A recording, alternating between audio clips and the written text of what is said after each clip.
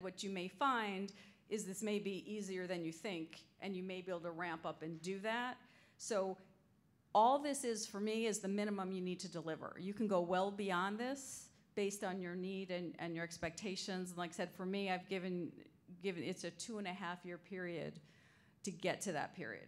So it's 40% of students who have a gap of under 1,200 and. Okay.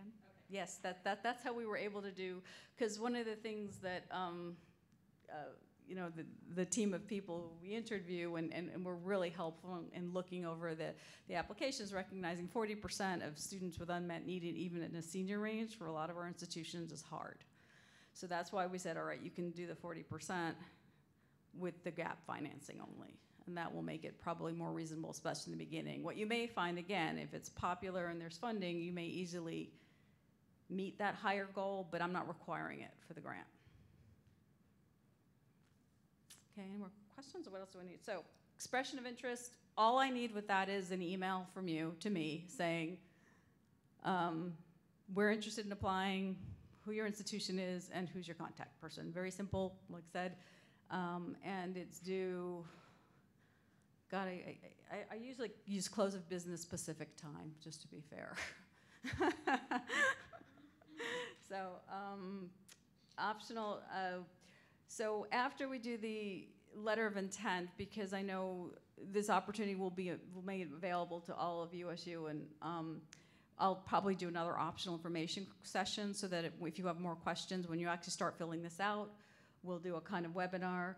Proposals are due December 18th, and then decisions made by the end of January, and that will be done by a team to be recruited of external experts. So, what is it that will be crying in the application? Well, the first thing is if you actually turn to what would be the equivalent of page 5. Like I said, the big criteria for us is the ability to share the data around your students. So this is a copy, but I will also email Excel files that we have already created for you on this, is to give us the background data to allow some trends and some understanding of who your students are. And again, it's total undergraduate population, total senior population, seniors with unmet need, and percent of seniors with unmet need, disaggregated by race, ethnicity. We're defining low income as Pell eligible. And we just need you to do that for the fall cohort of the past 3 years. And this will be your baseline data. And it's a way just of us testing for your capability and for you starting to understand what we'll be asking of you. Yeah. Past 3, so 13, 14, and 15, fall cohort. If you want to give us more, you're welcome to. But but we're going with 3. And then the rest of it would be, well, I'll be straight out. I recognize that part of the grant money will be used to think through 2, 3, and 4. How are you going to fund the fund? How are you going to identify the students? What kind of skin in the game are you going to ask students to do? We recognize that may change, but give us your best initial thinking based on your own context. Just how you're already starting to think about it. And you know, if you get the grant, I'm not going to hold you to it, but we want, because we know that may change as you actually implement it, but we want to at least start your best thinking of what you already see on campus and what the resources you have to support it. Criteria 5, you know, engagement of key leaders. So I think what we're going to want to do is what does your organizational structure look like that allow for the coordination between departments that we've seen in those that we've talked to today.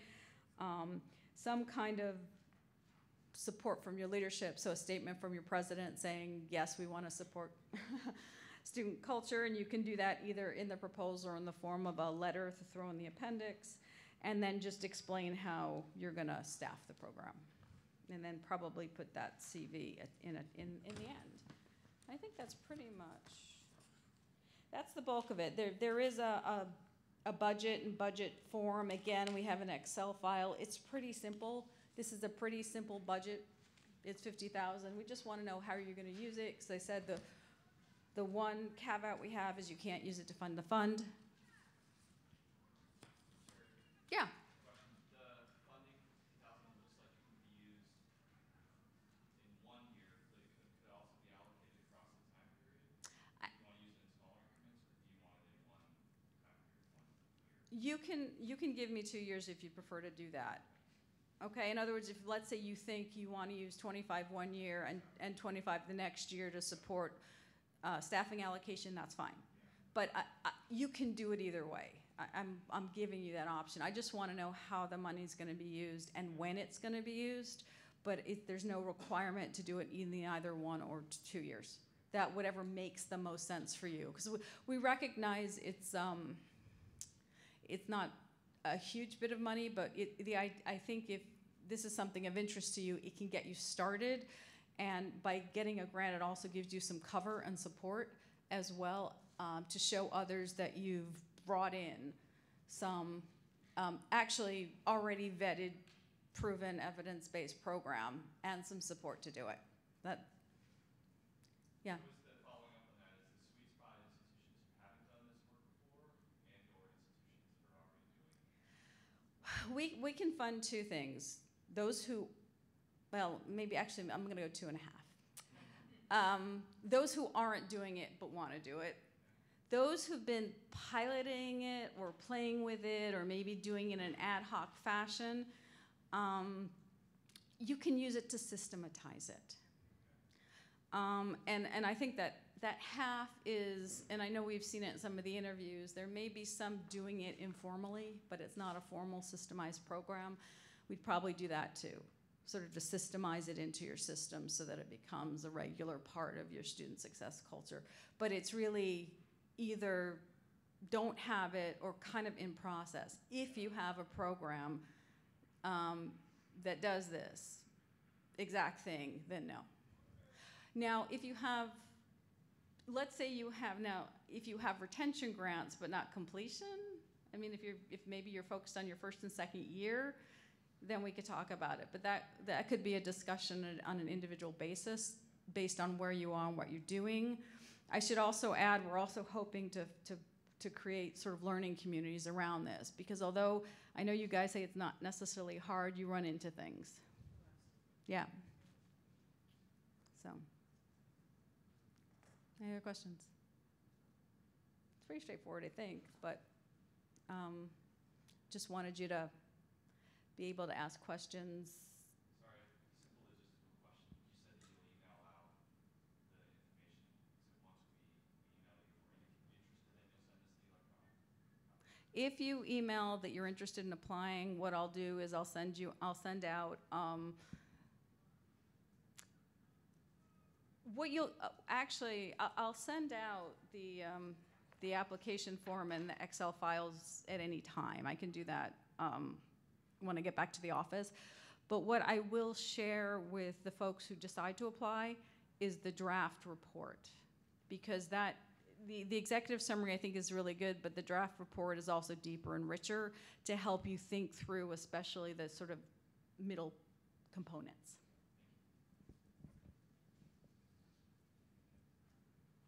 Any other questions?